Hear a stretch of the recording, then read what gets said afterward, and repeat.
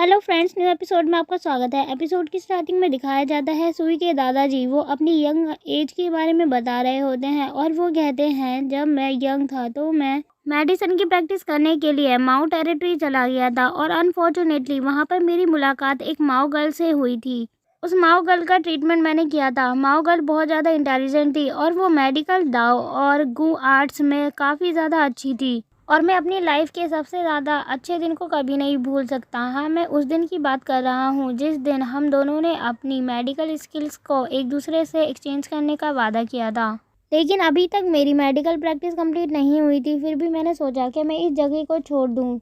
लेकिन मैं और माओ एक साथ रहते थे, इसीलिए हम दोनों एक दूसरे से डीप लव करने लगे। मैंने सोचा तो था कि मैं इस जगह को जल्द ही छोड़ दूंगा और मैं वैसे यहाँ इस जगह को छोड़ने के लिए तैयार नहीं था और ना ही माओ को, लेकिन मुझे ये जगह छोड़नी ही थी क्योंकि पहले से ही मैं शादीशुदा था और मेरा एक बच्चा भी था और जिससे मेरी शादी ऑलरेडी हो चुकी थी वो तुम्हारी दादी थी और जो मेरा बेटा था वो तुम्हारे फादर थे।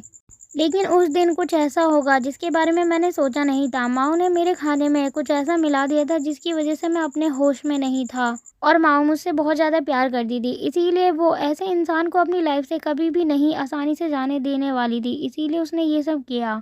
मैं अपने होश में नहीं था और माओ मुझे अपने कमरे में ले गई थी और वहाँ पर ले जाकर उसने मुझे किस भी किया था। इस बात को सुनकर सुई अपने ग्रैंडफादर से कहती है, इसका मतलब आप दोनों उस दिन एक साथ थे।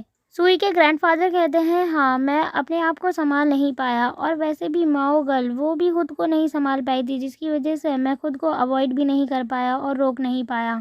और वो सुई से कहते हैं, मुझे पता है तुम्हें सुनने में बिल्कुल भी अच्छा नहीं लग रहा होगा, लेकिन सुई कहती है, फिर क्या हुआ दादाजी? माओ ने मेरे साथ लव ट्रिक खेली थी और हम दोनों की बॉडी में एक दूसरे के वार्म जा चुके थे। उस मोमेंट पे हम दोनों ही हैप्पी थे, लेकिन मेरी बॉडी बहुत ज़्यादा पेनफुल हो गई थी क्योंकि वो जो वार्म था वो मेरी बॉडी के लिए बिल्कुल भी अच्छा नहीं था।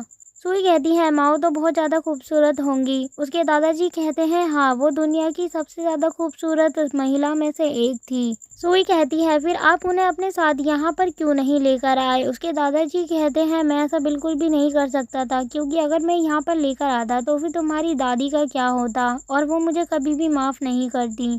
तुम्हारी दादी की वजह से मैं उसे जैसे ही मुझे मौका मिला छोड़कर आ गया और चुपचाप वहाँ से निकल गया, लेकिन उससे दूर होने के बाद भी मैं उसे कभी नहीं भूला। लेकिन उसकी वजह से जो मेरी बॉडी में वार्म था मैं उसको बिल्कुल भी संभाल नहीं पाया और मैं उसको अपनी बॉडी से बाहर भी नहीं निकाल पाया, इसीलिए मैंने कुछ मेडिसिन प्रैक्टिस की थी जिसकी वजह से मैं उस पेन को कुछ टाइम के लिए कम कर सकता था। माओ की वजह से जो वार्म मेरी बॉडी के अंदर गया है वो वार्म अभी भी मेरी बॉडी के अंदर वैसे ही है और मैं उसे अब तक निकालने में कामयाब नहीं हो पाया हूँ। लिंग्यून कहता है, फिर तो आपको काफ़ी कुछ सफ़र करना पड़ा और इतने लंबे समय तक आपने उस वार्म को अपनी बॉडी के अंदर झेला है और उसका पेन भी अब तक आप झेल रहे हैं। तभी सुई कहती है, लेकिन ग्रैंडपा, जैसा कि आपने बताया कि आपसे वो बहुत ज़्यादा प्यार करती थी, तो आपके वहाँ से जाने के बाद वो आपसे मिलने के लिए कभी नहीं आई क्या? उसके दादाजी कहते हैं, नहीं, वो आई तो थी, लेकिन उसकी मुलाकात मेरे से नहीं बल्कि तुम्हारी दादी से हुई। सुई कहती है, क्या सच में दादाजी? उन दोनों की मुलाकात एक दूसरे से हो गई थी, फिर क्या हुआ? उसके दादाजी कहते हैं, एग्जैक्टली मुझे भी नहीं मालूम कि उन दोनों के बीच में क्या बातें हुई थी। वैसे तो मैं उससे नहीं मिल पाया था लास्ट टाइम और मुझे ये भी नहीं पता कि तुम्हारी दादी ने माओ से क्या कहा था। माओ ने तुम्हारी दादी की बात सुनी और वो वापस चली गई और उसके बाद वो कभी भी मेरे पास वापस नहीं आई। तुमने माओ के साथ एक रोमांटिक डेट की है और तुम्हारी बॉडी के अंदर जो वार्म है वो गू वार्म है और वो तुम्हारी सज़ा ही है एक तरफ से देखा जाए तो। मैंने तुम्हें ये सब करने के लिए अलाउ नहीं करा था, अब तुमने ये सब कुछ किया है तो इसमें तुम्हारी ही गलती है और तुम्हें ही ये सब कुछ भुगतना पड़ेगा। लिंग्यून दादाजी की बात को सुनकर अपने मन में कहता है, क्या सचमुच में सुई की दादी बहुत ज़्यादा कठोर थी? तभी सुई के दादाजी कहते हैं, लिंग्यून, अगर तुम मेरा ट्रीटमेंट करना चाहते हो तो तुम अपनी कमर कस लो क्योंकि तुम्हें काफ़ी ज़्यादा मेहनत करनी पड़ेगी, तभी मैं ठीक हो पाऊँगा। और इतना कहते ही वो एक बॉक्स को लेकर आते हैं और उस बॉक्स को खोलते हैं। उस बॉक्स के अंदर से तेज़ रोशनी बाहर निकल रही होती है।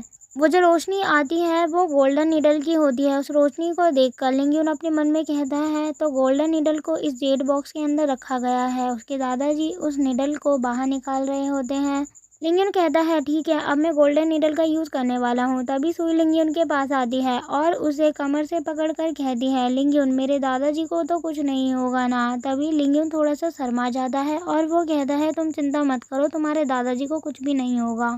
तुम सब कुछ मेरे ऊपर छोड़ दो। और वो कहता है सुई अब तुम यहाँ से चली जाओ। तभी सुई वहाँ से जा रही होती है और वो कहती है लिंग युन अगर मेरे दादाजी ठीक हो जाते हैं तो ये तो बहुत ज़्यादा अच्छी बात होगी और मैं तुम्हें बहुत ज़्यादा थैंक यू कहूँगी। वहीं वो बाहर की ओर जाते ही कहती है अगर मेरे दादाजी को कुछ भी होता है तो बहुत सारे लोग तुम्हारे पीछे पड़ जाएंगे और तुम्हें कोई भी नहीं छोड़ेगा, याद रखना ये मेरी बात। तभी सुई के दादाजी लिंगयुन से कहते हैं लिंगयुन इन नीडल्स को वॉश कर लो। तभी लिंगयुन कहता है लेकिन आप मुझे इन्हें वॉश करने के लिए क्यों कह रहे हैं, मैं तो इनका यूज़ डायरेक्टली करूँगा। तभी वो कहते हैं अच्छा ठीक है तुम इनका यूज़ डायरेक्टली करना, लेकिन क्या तुम इसी जगह पे इनका यूज़ करोगे या फिर तुम मुझे कहीं और ले जाओगे अपने साथ। लिंगयुन कहता है नहीं ये जगह काफ़ी अच्छी है और यहाँ पे काफ़ी ज़्यादा रोशनी भी है, तो इसीलिए मैं आपके ऊपर निडल का यूज़ यहीं पर करूँगा और इसीलिए आप अपनी शर्ट उतार लीजिए। सुई के दादाजी थोड़े से घबराए होते हैं और वो अपनी आंखें बंद करके अपनी शर्ट को खोलते हैं और उनके शर्ट खोलते ही लिंगयुन कहता है मैं अब अपनी स्पिरिचुअल पावर का यूज़ करूँगा इन निडल्स के साथ ताकि आपकी जो इंजरी है वो ठीक हो जाए।